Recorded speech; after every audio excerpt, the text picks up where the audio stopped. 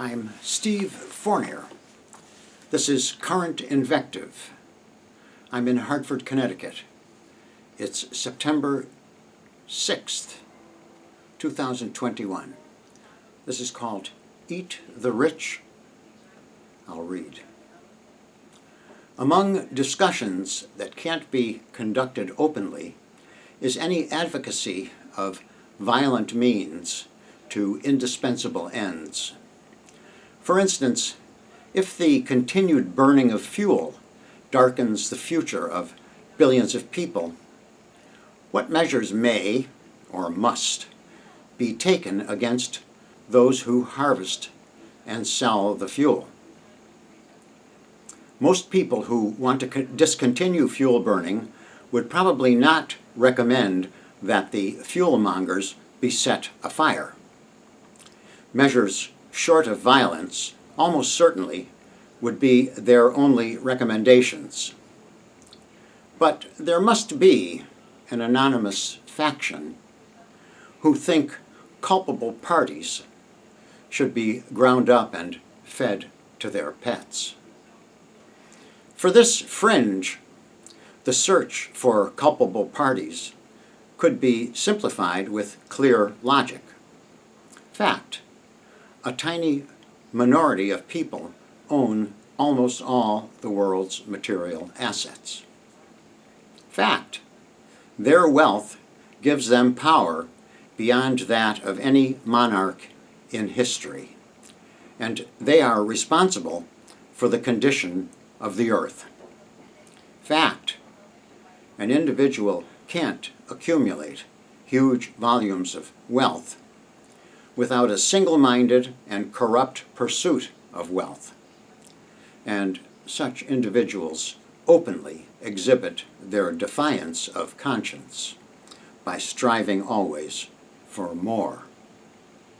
Conclusion: the single-minded and corrupt pursuit of more by very rich people risks the sacrifice of the earth. They should be destroyed to save the planet. If the richest 1,000 people in the USA were locked in the trunks of their cars until they promised to take less, instead of always looking to profit, what might happen? Most of them would probably asphyxiate or die of thirst, unwilling to part with their assets.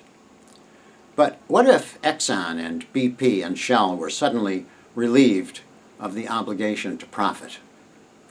Would they leave the oil, coal, and gas in the ground and rededicate their assets to socially useful projects?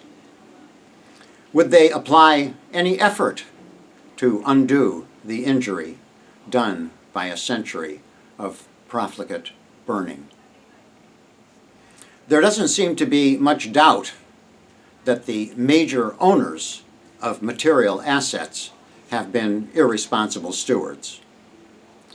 To the hypersensitive, it appears that most organizations, government, business, media, are run for the further enrichment of rich people. Social institutions now function as branches of organized crime. They arm and kill by maintaining a permanent state of war. They cheat with graft-ridden contracting schemes. They steal by false pretense through the domination of every medium of communications. Their very existence amounts to an obstruction of justice and subversion of the rule of law. Can that level of corruption ever be upset by nonviolent resistance? The fringe would answer in the negative, pointing to the progress so far made by nonviolent resistance. In the USA, no national health insurance, no minimum wage, no reduction in weapons budgets, no prosecution of corrupt officials, no curtailment of police violence, spikes in hunger, displacement, and poverty. Despite the efforts of nonviolent resistors, the arc of society has bent markedly toward injustice. Protesting nonviolently doesn't seem to produce much, and it seems harder than ever to get people to show up. If the protest demonstrations seem sparse, activists might take a lesson from the Taliban, and organize clandestinely. It's so demoralizing to see or be in a crowd of a few hundred protesters trying to look bigger. How many people don't show up just because they expect a poor turnout? Organize in secret, and nobody knows how many or how few you are. Plus, you avoid the fear among recruits of retribution. Try high-profile involvement in a social issue sometime and see how quickly your boss or your neighbor or one of your kids warns you about possible consequences.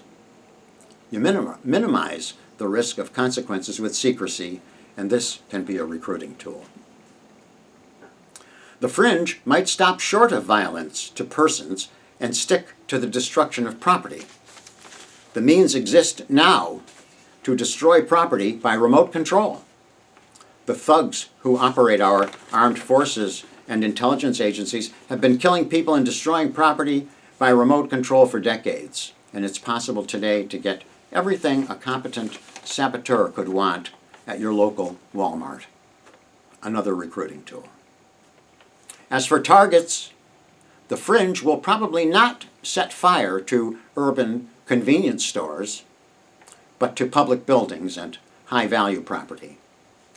Most articles of high value belong to rich people, and rich people deserve, most of them, to be separated one way or another from their assets. If they don't want to sign their stuff over, clandestine forces could choose to subject it to industrial strength vandalism.